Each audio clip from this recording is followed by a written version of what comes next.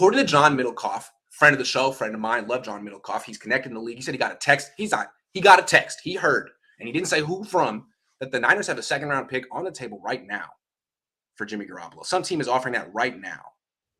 Now, I find that extremely hard to believe. I'm not saying that John Middlecoff is lying. I love John. He got a text. He's connected.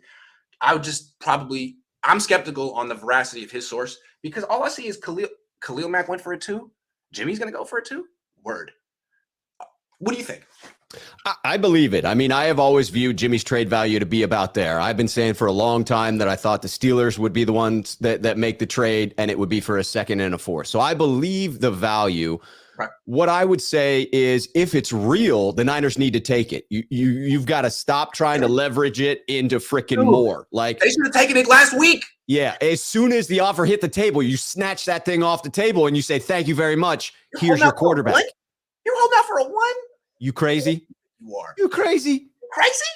Because my biggest fear is that the Niners end up getting stuck with the bag, that they overplay their hand. They're like, oh, whoa. We got 2 or 3 teams interested in Jimmy Garoppolo. We're going to play a little bit off of each other. And then one of these teams says to themselves, why are we overpaying for Jimmy Garoppolo when there are other options that are moderately less expensive and just minorly less qualified? So to me, this is a nightmare scenario where they get a little cocky because there are multiple teams that are kicking the tires, not making legitimate offers, but kicking the tires. And then all of a sudden they pull out and the Niners are stuck a few hours before free agency with Jimmy Garoppolo still on the books. Now what do you do? I'm sorry. I just don't believe this report.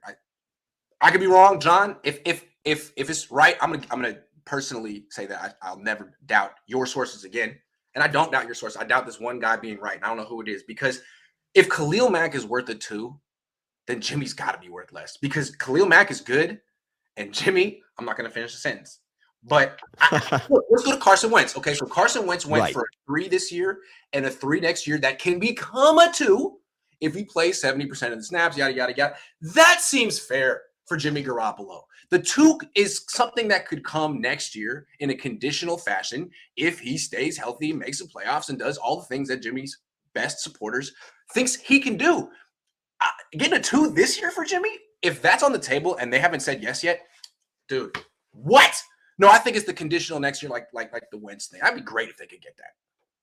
I agree. I tend to think if you can get 2 3s for Carson Wentz, that there's a scenario, very likely scenario, where you get a second for Jimmy Garoppolo. But I agree that it's more likely a conditional second that comes in next year's draft.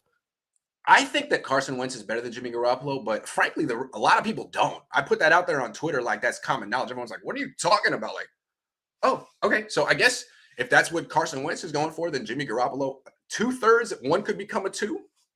Take that. Yeah. As P. Diddy would say, take that. Don't be a fool. Take that. All right. Let's answer a couple questions. Yeah, you're going to become a Chargers fan. Good luck. Mark says Jimmy does have a rep as a good locker room guy and leadership. It suits a team like the Colts who had a locker room negative. Here's the thing.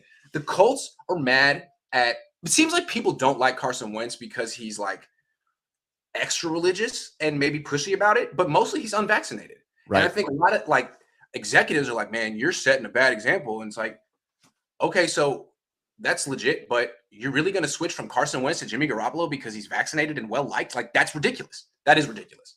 It is ridiculous. It is, but it's very real. I mean, I got several statements from Nate Atkins, who covers the Colts for the Indianapolis Star, around Jim Irsay himself souring on Carson Wentz earlier than people would have liked to admit within this season. And so I do think that in that particular scenario with the Colts, Jimmy's appeal as a locker room leader really is an added value that could push him to that organization. This feels a lot like when the Jacksonville Jaguars brought in Nick Foles as their starter. It's like, he wins. I don't know what he wins. It's like, okay, yo, not for you, though.